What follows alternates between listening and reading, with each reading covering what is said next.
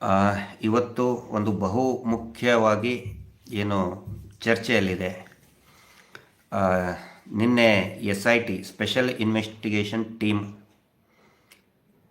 ಧರ್ಮಸ್ಥಳ ಪ್ರಕರಣಗಳು crime number 39/2025 Dharmasthala police ಠಾಣೆ ಈ ಕುರಿತಾಗಿ SIT ಒಂದು ವರದಿಯನ್ನು ನಿನ್ನೆ ಬೆಳ್ತಂಗಡಿಯ ಮಾನ್ಯ ನ್ಯಾಯಾಲಯಕ್ಕೆ JMFC ನ್ಯಾಯಾಲಯಕ್ಕೆ ಒಂದು ವರದಿಯನ್ನು ಸಲ್ಲಿಸಿದೆ. ಅದರ ಕುರಿತಾಗಿ ಕೆಲವೊಂದಿಷ್ಟು ಯಥಾವತ್ತಾಗಿ ಸುಳ್ಳು ಸುದ್ದಿಗಳು TV ಚಾನಲ್ಗಳಲ್ಲಿ ಹಬ್ಬಿಸ್ತಾ ಇದ್ದಾರೆ. ನಾನೇನೋ ಬೇಡ ಬಿಡು, ಅದು ಯಾಕಂದರೆ ನಮಗದು ರೂಢ ಆಗಿಬಿಟ್ಟಿದೆ. ಈ ಸುಳ್ಳು ಸುದ್ದಿ ಅನ್ನೋದು ಕೇಳಿ ಕೇಳಿ ರೂಢ ಆಗಿದೆ. ಅದ್ರ ಬಗ್ಗೆ ಬಿಡು, ಇಗ್ನೋರ್ ಮಾಡಿದರೆ ಆಯ್ತು ಅಂದರೂ ಕೂಡ ಸುಮಾರು ಜನ ಸ್ನೇಹಿತರು ಅದ್ರ ಬಗ್ಗೆ ಒಂದು ಕ್ಲಾರಿಟಿ ಕೊಡಿ ಅಂತ ಹೇಳ್ತಾ ಇದ್ದಾರೆ. ಕಾನೂನಿನ ಬಗ್ಗೆ ಅರಿವು ಇರೋರಿಗೆಲ್ಲರಿಗೂ ಕೂಡ ಗೊತ್ತಿದೆ, ನಿನ್ನೆ ಸಲ್ಲಿಸಿದ್ದು ಚಾರ್ಜ್ ಶೀಟ್ ಅಲ್ಲ, ಅದು ಒಂದು ಕಂಪ್ಲೇಂಟ್ ರಿಪೋರ್ಟ್. ಹೀಗಾಗಿ ನಮ್ಮ ಜೊತೆಗೆ ಇರುವಂಥ ಎಲ್ಲ ಆತ್ಮೀಯ ಸೌಜನ್ಯ ಹೋರಾಟಗಾರರಿಗೆ, ಸೌಜನ್ಯ ವಾರಿಯರ್ಸ್ ಮತ್ತು ಅನೇಕ ಸಾವಿರಾರು ಜನಸಾಮಾನ್ಯರು ಅವರ ಒಂದು ಮಾಹಿತಿಗೆ ಇರಲಿ ಅಂಥೇಳಿ ನಾ ಈ ಒಂದು ಕ್ಲಾರಿಫಿಕೇಷನನ್ನು ಕೊಡ್ತಾ ಇದ್ದೀನಿ. ಮತ್ತು ಯಥಾವತ್ತಾಗಿ ಇದು ನಾನು ಮಾತಾಡ್ತಾ ಇರೋದು ಈ ಯೂಟ್ಯೂಬು ಬೇರೆ ಯೂಟ್ಯೂಬರ್ಸ್ಗೆ ಅನುಕೂಲ ಆಗಲಿ ಅಂತ ನಾನು ಮಾತಾಡ್ತಾ ಇದ್ದೀನಿ. ಇದನ್ನು ಯಾರು ಬೇಕಾದರೂ ಕೂಡ ಪ್ರಸಾರ ಮಾಡೋದಕ್ಕೆ ಉಪಯೋಗ ಮಾಡ್ಕೋಬಹುದು. ಯಾವುದೇ ರೀತಿಯಾದಂತಹ ಕಾಪಿರೈಟ್ಸ್ ಇರೋದಿಲ್ಲ. ಹೀಗಾಗಿ ಹೆಚ್ಚು ಜನರಿಗೆ ತಲುಪಿಸೋದಕ್ಕೆ ಈ ಒಂದು ವ್ಯವಸ್ಥೆಯನ್ನು ನಾನು ಮಾಡ್ತಾ ಇದ್ದೀನಿ. ನಾನು ಯೂಟ್ಯೂಬರ್ಸ್ ಅಲ್ಲ. ಆನಂತರ ಇದನ್ನು ಜಾಸ್ತಿ ಶೇರ್ ಮಾಡೋಕ್ಕಿಂತ ನಮ್ಮ ಯೂಟ್ಯೂಬ್ ಸ್ನೇಹಿತರು ಏನು ಅವರವರ ಯೂಟ್ಯೂಬ್ನಲ್ಲಿ ಮಾಡಿರ್ತಾರೆ ಅದನ್ನು ಜಾಸ್ತಿ ಜನಕ್ಕೆ ಶೇರ್ ಮಾಡಿ. ಯಾಕಂತ ಹೇಳಿದರೆ ನನಗೆ ವ್ಯೂವರ್ಸ್ ಬೇಕು ಅನ್ನುವಂಥ ಅವಶ್ಯಕತೆ ಇಲ್ಲ. ನಾನು ಪ್ರೊಫೆಷ್ನಲ್ ಯೂಟ್ಯೂಬರ್ ಅಲ್ಲ.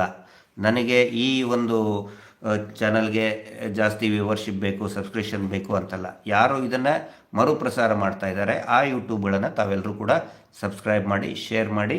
ಮತ್ತು ಈ ಒಂದು ಹೋರಾಟವನ್ನು ಒಂದು ತಾತ್ವಿಕವಾಗಿ ಈ ವಿಶ್ಲೇಷಣೆ ಮಾಡ್ತಾ ಇರುವಂಥ ಎಲ್ಲ ಯೂಟ್ಯೂಬರ್ಗಳನ್ನು ದಯವಿಟ್ಟು ಸಬ್ಸ್ಕ್ರೈಬ್ ಮಾಡಿ ಅಂತ ವಿನಂತಿ ಮಾಡಿಕೊಳ್ತಾ ಇದನ್ನು ಇವತ್ತಿನ ಈ ಲೈವ್ನ ಪ್ರಮುಖ ಅಂಶಗಳನ್ನು ಹೇಳ್ತಾ ಇದ್ದೀನಿ.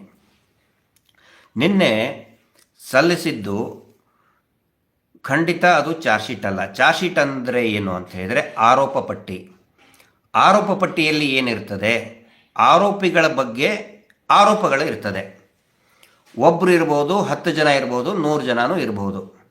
ಯಾರ್ಯಾರು ಯಾವ್ಯಾವ ಆರೋಪಿ, ಏನು ಆರೋಪದ ಅಡಿಯಲ್ಲಿ, ಯಾವ ಸೆಕ್ಷನ್ ಅಡಿಯಲ್ಲಿ ಪ್ರಕರಣ ಅವರ ಮೇಲೆ ದಾಖಲಾಗಿದೆ ಅನ್ನೋದನ್ನು, ಅವರ ಒಂದು ಚಟುವಟಿಕೆಗಳಿದೆ ಅದರ ಬಗ್ಗೆ ಇರ್ತದೆ. ಅದಕ್ಕೆ ಆರೋಪ ಪಟ್ಟಿ ಅಂತ ಇರ್ತದೆ.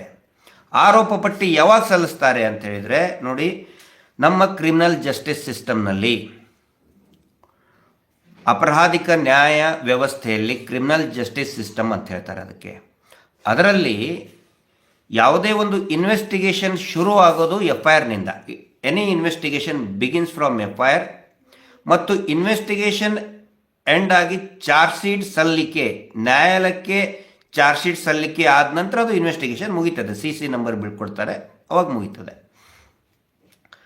ಅಂದರೆ ಮೊದಲು FIR ಆಗುತ್ತೆ, FIR ಆದಮೇಲೆ ಇನ್ವೆಸ್ಟಿಗೇಷನ್ ಆದಮೇಲೆ ಚಾರ್ಜ್ ಶೀಟು. ಇನ್ವೆಸ್ಟಿಗೇಷನ್ ಮಾಡಬೇಕಾದ್ರೆ ಇದು FIRನೇ ತಪ್ಪು ಇದೆ, ಕೊಟ್ಟಂತಹ ದೂರೇ ತಪ್ಪಿದೆ ಅಂತ ಹೇಳಿದ್ರೆ B ರಿಪೋರ್ಟ್ ಕೂಡ ಹಾಕ್ಬೋದು.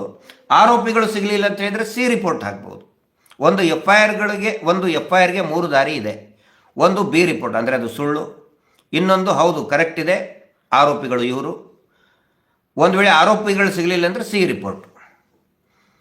ಹೀಗಾಗಿ ನಿನ್ನೆ ಹಾಕಿದ್ದು ಏನು ಅಂತ ಹೇಳಿದರೆ ಅದು ಚಾರ್ಜ್ ಶೀಟ್ ಅಲ್ಲ, ಅದು ಇರುವುದು ಇನ್ವೆಸ್ಟಿಗೇಷನ್ ರಿಪೋರ್ಟ್ ಅಥವಾ ಕಂಪ್ಲೇಂಟ್ ರಿಪೋರ್ಟ್ ಅಂತ ಕರಿಬೋದು. ಕೆಲವೊಬ್ಬರು ಅದನ್ನು ಏನೋ ಮಧ್ಯಂತರ ವರದಿ ಅಂತ ಹೇಳ್ತಾ ಇದ್ದಾರೆ.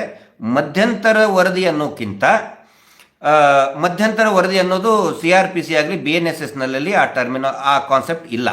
ನನಗನ್ಸಿದ ಮಟ್ಟಿಗೆ ಯಾರಾದರೂ ಇದ್ರ ಬಗ್ಗೆ ಜಾಸ್ತಿ ಗೊತ್ತಿರೋರು ಹೇಳ್ಬೋದು.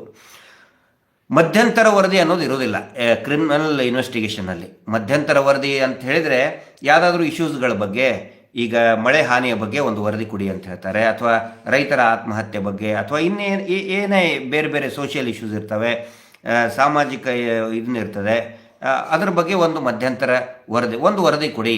ಈಗ ನಕಲಿ ದೇವಮಾನವನಿಗೆ ಯಾರು ಕಾಲ್ಮುಗಿಗೆ ಜನನೇ ಬರ್ತಾ ಇಲ್ಲ, ಯಾಕೆ? ಎಲ್ಲರೂ ಬಂದು ಕಾಲ್ಮುಗಿರಿ ಅಂತ ಸಿಟಿ ಹೋಗಿ ಕರಿತಾ ಇದ್ದಾರೆ ಅಂತಲ್ಲ ಧರ್ಮಸ್ಥಳದಲ್ಲಿ. ಅಂದರೆ ಯಾಕೆ?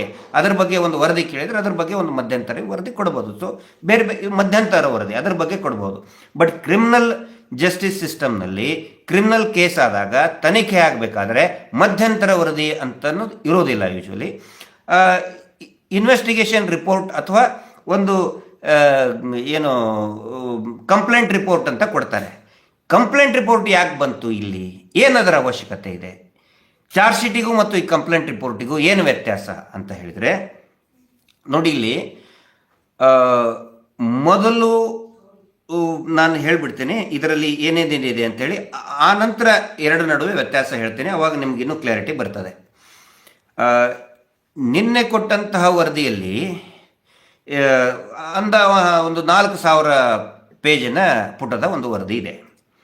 ಅದರಲ್ಲಿ ಒಂದು ಭಾಗಗಳನ್ನು ಬೇರೆ ಬೇರೆ ಭಾಗಗಳನ್ನಾಗಿ ವಿಂಗಡಿಸಿರ್ತಾರೆ. ನಮ್ಮ ಮಾಹಿತಿ ಪ್ರಕಾರ ಏನು ಇರ್ತದೆ ಅದರಲ್ಲಿ ನಮ್ಮ ಗಮನಕ್ಕೆ ಬಂದಂತಹ, ಯಾಕಂತ ಹೇಳಿದರೆ ನಾವು ಕೂಡ ನಿರಂತರವಾಗಿ ಈ ವಿಚಾರಣೆಯಲ್ಲಿ ಭಾಗಿಯಾಗಿದ್ದೀವಿ ಮತ್ತು ಫಾಲೋ ಅಪ್ ಮಾಡ್ತಿರ್ತೀವಿ. ಇದರ ಆಧಾರದ ಮೇಲೆ ನಾನು ಹೇಳ್ತಾ ಇದ್ದೀನಿ.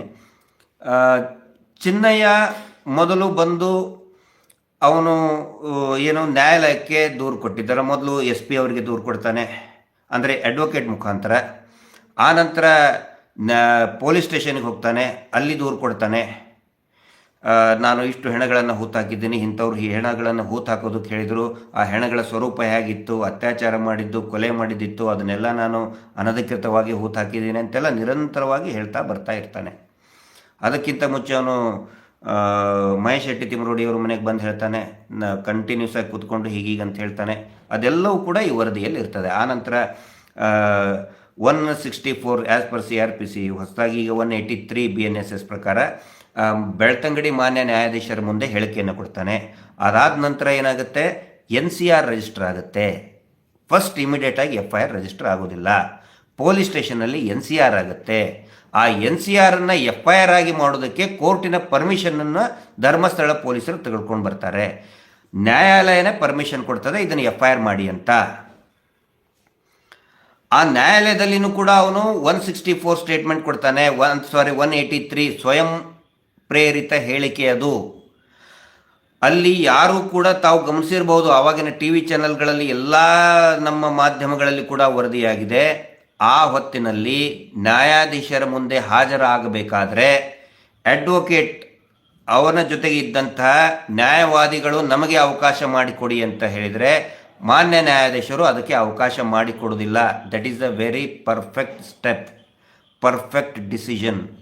ಯಾಕಂತ ಹೇಳಿದರೆ ಅವನ ಪಕ್ಕ ಅಡ್ವೊಕೇಟ್ ಆಗಲಿ ಅಥವಾ ಇನ್ನಿತರ ಮೂರನೇ ವ್ಯಕ್ತಿ ನಿಂತ್ಕೊಂಡ್ರೆ ಅವನು ಆ ಪ್ರಭಾವಕ್ಕೆ ಒಳಗಾಗಿ ಹೇಳ್ಬೋದು, ಅಥವಾ ಹೆದರಿಕೆಗೆ ಒಳಗಾಗಿ ಹೇಳ್ಬೋದು, ಅಥವಾ ಅವರ ಒಂದು ಮರ್ಜಿಗೆ ಒಳಗಾಗಿ ಹೇಳ್ಬೋದು. ಆ ಥರ ವ್ಯವಸ್ಥೆ ಇರಬಾರ್ದು. ಭಯ ಇಲ್ಲದಂತಹ ವಾತಾವರಣ ಅಂತಹ ವ್ಯಕ್ತಿಗೆ ಸೃಷ್ಟಿ ಮಾಡಬೇಕಾಗತ್ತೆ. ಭಯ ಇಲ್ಲದ ವಾತಾವರಣದಲ್ಲಿ ಅವನು ಮಾನ್ಯ ನ್ಯಾಯಾಧೀಶರ ಮುಂದೆ ಹೇಳಿಕೆಯನ್ನು ಕೊಡಬೇಕಾಗತ್ತೆ. ಸ್ವಯಂ ಪ್ರೇರಿತ ಹೇಳಿಕೆಯ ಸ್ವರೂಪವೇ ಹಾಗೆ ಇರ್ತದೆ. ಅದೇ ವಾತಾವರಣವನ್ನು ಬೆಳ್ತಂಗಡಿಯ ಮಾನ್ಯ ನ್ಯಾಯಾಧೀಶರು ಒದಗಿಸಿಕೊಟ್ಟಿದ್ರು ಅವನಿಗೆ. ಆವಾಗ ಫಸ್ಟ್ ಟೈಮ್ ಅವನು ಬೆಳ್ತಂಗಡಿಯ ನ್ಯಾಯಾಧೀಶರ ಮುಂದೆ 183 BNSS ಪ್ರಕಾರ ಹೇಳಿಕೆ ಕೊಡಬೇಕಾದ್ರೆ ಅನೇಕ ವಿಷಯಗಳನ್ನು ಹೇಳಿದ್ದಾನೆ. ತಾನು ಹೂತು ಹಾಕಿದಂತಹ ವಿಷಯಗಳ ಹೆಣಗಳ ಬಗ್ಗೆ ಎಲ್ಲಿಂದ ಹೇಳ್ತಂದ, ಯಾರು ಅವನಿಗೆ ಹೂತು ಹಾಕೋದಕ್ಕೆ ಹೇಳ್ತಾ ಇದ್ರು, ಆ ಹೆಣಗಳ ಶವಗಳ ಸ್ವರೂಪ ಹೇಗೆ ಇರ್ತಾ ಇತ್ತು. ಆನಂತರ ಅಲ್ಲಿ ಲಾಡ್ಜ್ಗಳಲ್ಲಿರುವಂಥ ಸೂಪರ್ವೈಸರ್ಗಳು, ಮಾಹಿತಿ ಕೇಂದ್ರದ ಸೂಪರ್ವೈಸರ್ಗಳು, ಮ್ಯಾನೇಜರ್ಗಳು, ಅದರ ಮುಖ್ಯಸ್ಥರು, ದೇವಸ್ಥಾನದ ಮುಖ್ಯಸ್ಥರು, ಎಲ್ಲರ ಹೆಸರು ಏನು ಸುಮಾರು ಒಂದು 24-25 ಜನರ ಹೆಸರುಗಳನ್ನು ಹೇಳಿರ್ತಾನೆ. ಆ ಕುರಿತಾದಂಥ ಮಾಹಿತಿಗಳು ಕೂಡ ನಿನ್ನೆ ಕೊಟ್ಟಂತಹ ವರದಿಯಲ್ಲಿ ಇರ್ತದೆ. ಅದಾದ ನಂತರ ಎರಡನೇ ಭಾಗದಲ್ಲಿ ಹೂತಿಟ್ಟಂಥ ಅವನು ತೋರಿಸಿದಂತಹ ಜಗದಲ್ಲಿನೇ 13 ಪಾಯಿಂಟ್ಗಳನ್ನು ಮಾಡಿದ್ರು. ಯಾವ ಥರ ಮಾಡಿದರು 13 ಪಾಯಿಂಟ್ಗಳನ್ನು, ಯಾರ ಪ್ರೆಸೆನ್ಸಲ್ಲಿ ಮಾಡಿದರು, ಮಾನ್ಯ AC ಪುತ್ತೂರವರು ಬಂದಿದ್ದರು, ಅದು ಎಲ್ಲ ವಿವರಗಳು ಕೂಡ ಇರ್ತದೆ. ಎಕ್ಸುಮೇಷನ್ ಪಾರ್ಟ್ ಅಂದರೆ ಹೊರತೆಗೆಯುವಂಥ ಒಂದು ಸುದೀರ್ಘವಾದಂಥ ಪ್ರಕ್ರಿಯೆ. ಎಕ್ಸುಮೇಷನ್ ಮಾಡಬೇಕಾದ್ರೆ ಶವಗಳು ಎಷ್ಟು ಸಿಕ್ಕು, ಎಲ್ಲೆಲ್ಲಿ ಸಿಕ್ಕು, ಇನ್ನು ಉಳಿದ ಕಡೆ ಎಷ್ಟೋ ಜಾಗಗಳಲ್ಲಿ ಸಿಗಲೇ ಇಲ್ಲ, ಯಾಕೆ ಸಿಗಲಿಲ್ಲ, ಸಿಕ್ಕಂಥ ಜಾಗದಲ್ಲಿ ಏನೇನು ಸಿಕ್ತು, FSL ವರದಿ ಏನು ಹೇಳ್ತು, ಅಥವಾ ಇನ್ನೂ ಬಂದಿದೆಯೋ ಇಲ್ಲೋ ಏನು, ಅದು ಸಂಪೂರ್ಣ ವರದಿಯನ್ನು ಎಕ್ಸುಮೇಷನ್ ಪಾರ್ಟ್ ಏನಿದೆ ಅದು ಇರ್ತದೆ 2ನೇ ಭಾಗದಲ್ಲಿ. 3ನೇ ಭಾಗದಲ್ಲಿ ಆಲ್ಮೋಸ್ಟ್ ಒಂದು 2.5 ತಿಂಗಳಾದ ನಂತರ ಅವನು ತದ್ವಿರುದ್ಧ ಹೇಳಿಕೆಯನ್ನು ಕೊಡ್ತಾನೆ. ಏನಂತ ಹೇಳಿದರೆ, ನಾನು ಶವಗಳನ್ನು ಹೂತೆ ಹಾಕಿಲ್ಲ ಅಂತ ಹೇಳ್ಬಿಡ್ತಾನೆ ಅವನು. Very surprising, very shocking. SIT ಅವ್ರ ಮುಂದೆನೇ ಹೇಳ್ಬಿಡ್ತಾನೆ. ಹಾಗಿದ್ರೆ ಅವನು ಯಾಕೆ ರಿಟ್ರಾಕ್ಟ್ ಅಂದರೆ ತದ್ವಿರುದ್ಧ, ಅವನೇ ಮಾನ್ಯ ನ್ಯಾಯಾಧೀಶರ ಮುಂದೆ ಹೇಳಿದಂಥ ಹೇಳಿಕೆಗೆ ಅವನೇ ತದ್ವಿರುದ್ಧ ಹೇಳಿಕೆಯನ್ನು ಯಾಕೆ ಕೊಟ್ಟ SITಯ ಮುಂದೆ, ಅದರ ಬಗ್ಗೆನೂ ಕೂಡ ನಿನ್ನೆ ಕೊಟ್ಟಂತಹ ಆ ಒಂದು ಕಂಪ್ಲೇಂಟ್ ರಿಪೋರ್ಟ್ನಲ್ಲಿ ಅನೇಕ ವಿವರಗಳು ಇರ್ತದೆ. ಈಗ ಪ್ರಶ್ನೆ ಬರೋದು, ಅವನು ಯಾಕೆ ತದ್ವಿರುದ್ಧ ಹೇಳಿಕೆ ಕೊಟ್ಟ? ಮೊದಲು ಹೌದು ಅಂತ ಹೇಳಿದ, ಆಮೇಲೆ ಇಲ್ಲ ಅಂತ ಹೇಳಿದ. ಯಾಕೆ? ಅದರ ಬಗ್ಗೆನೂ ಕೂಡ ಮುಂದೆ ಇನ್ವೆಸ್ಟಿಗೇಷನ್ ಆಗಬೇಕು. ಅಥವಾ ಯಾಕೆ ಅವನು ಉಲ್ಟಾ ಹೇಳಿದ, ತದ್ವಿರುದ್ಧ ಹೇಳಿಕೆ ಕೊಟ್ಟ, ತಿರುಚಿ ಹೇಳಿಕೆ ಕೊಟ್ಟ, ಅವನಿಗೆ ಏನು ಭಯ ಕಾಡ್ತಾ ಇತ್ತು? ಈಗ ನೋಡಿ, ಬಹಳ ಸೂಕ್ಷ್ಮವಾಗಿ ನಾವು ಗಮನಿಸಬೇಕು. ಅವನು ತದ್ವಿರುದ್ಧ ಹೇಳಿಕೆ ಕೊಟ್ಟಾಗ ಅವನು ಅರೆಸ್ಟ್ ಆಗಿದ್ದ. ಅದಾದ ನಂತರ ಆಗಸ್ಟ್ 23ನೇ ತಾರೀಕಿಗೆ ಅವನನ್ನು ಅರೆಸ್ಟ್ ಮಾಡ್ತಾರೆ.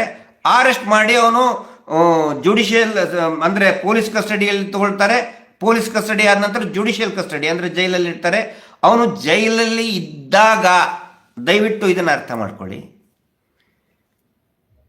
ಜೈಲಲ್ಲಿ ಇದ್ದಾಗ ಮತ್ತೆ ಅವನ ತನಿಖೆ ಆಗುತ್ತೆ, ವಿಚಾರಣೆ ಆಗುತ್ತೆ. SIT ಅಧಿಕಾರಿಗಳು ಜೈಲಿಗೆ ಹೋಗ್ತಾರೆ. ಜೈಲಿಗೆ ಹೋಗಿ ಅಂದರೆ ಆಗಸ್ಟ್ 23ನೇ ತಾರೀಕು ಅರೆಸ್ಟ್ ಆಗ್ತಾರೆ, JC ಕಸ್ಟಡಿ ಆಗ್ತದೆ ಅವನಿಗೆ. ಅದಾದ ಮೇಲೆ ಅವನು ಜೈಲಿನಲ್ಲಿದ್ದಾಗ ವಿಚಾರಣೆ ಆದ ಮೇಲೆ ಅವನನ್ನು ಮತ್ತೆ ಕೋರ್ಟಿಗೆ, ಮಾನ್ಯ ನ್ಯಾಯಾಲಯಕ್ಕೆ ಬೆಳ್ತಂಗಡಿಗೆ ಹಾಜರು ಮಾಡ್ತಾರೆ. ಡೇಟ್ ನೆನಪಿಟ್ಕೊಳ್ಳಿ, ಸೆಪ್ಟೆಂಬರ್ 23, ಸೆಪ್ಟೆಂಬರ್ 25, ಸೆಪ್ಟೆಂಬರ್ 27, 2025. ಆವಾಗ ಅವನು ಮತ್ತೆ 183 ಸ್ಟೇಟ್ಮೆಂಟ್ ಕೊಡ್ತಾನೆ, ಸ್ವಯಂ ಪ್ರೇರಿತ ಹೇಳಿಕೆ. ಬಟ್ ಆ್ಯಕ್ಚುಲಿ ಒಂದು ಸಾರಿ ನ್ಯಾಯಾಧೀಶರ ಮುಂದೆ ಒಂದು ಸ್ವಯಂ ಪ್ರೇರಿತ ಹೇಳಿಕೆ, ಕನ್ಫೆಷನ್ ಸ್ಟೇಟ್ಮೆಂಟ್ ಕೊಟ್ಟ ಮೇಲೆ, ತಪ್ಪೊಪ್ಪಿಗೆ ಕನ್ಫೆಷನ್ ಸ್ಟೇಟ್ಮೆಂಟ್ ಕೊಟ್ಟ ಮೇಲೆ ಇನ್ನೊಂದು ಕನ್ಫೆಷನ್ ಸ್ಟೇಟ್ಮೆಂಟ್ ತದ್ವಿರುದ್ಧ ಕೊಡೋದಕ್ಕೆ ಬರುವುದಿಲ್ಲ ಅನ್ನೋದು ಕಾನೂನು ತಜ್ಞರ ಅಭಿಪ್ರಾಯ. ಇದು it is a matter of debate. ನಾನು ಹಿಂಗೆ ಅಂತ ಹೇಳೋದಕ್ಕೆ ನಾನು ತೀರಾ ಈಗ BNSS ಓದಿದಂಥ ತಜ್ಞ ಅಲ್ಲ. ಬಟ್ ತಜ್ಞರು ನಮಗೆ ಹೇಳಿದ್ದನ್ನು ನಾನು ನಿಮ್ಮ ಮುಂದೆ ಇಡ್ತಾ ಇದ್ದೀನಿ. It's a matter of debate. 2ನೇ ಹೇಳಿಕೆ, ಮೊದಲನೇ ಹೇಳಿಕೆ ಎಕ್ಸ್ಟೆನ್ಷನ್ ಇರಬೇಕದು, ಅದಕ್ಕೆ ಪೂರಕವಾಗಿ ಇರಬೇಕು. 2ನೇಯ ಹೇಳಿಕೆ ತದ್ವಿರುದ್ಧವಾದಂಥ ಹೇಳಿಕೆ, ಅದು ಪರ್ಜುರಿ ಆದರೆ ಅಂದರೆ ತಪ್ಪು ಹೇಳಿಕೆ ಕೊಟ್ಟಿದ್ದಾನೆ ಅನ್ನೋದು, ಸುಳ್ಳು ಹೇಳಿಕೆಯನ್ನು ಕೊಟ್ಟಿದ್ದಾನೆ, ಗಿವಿಂಗ್ ಫಾಲ್ಸ್ ಕಂಪ್ಲೇಂಟ್.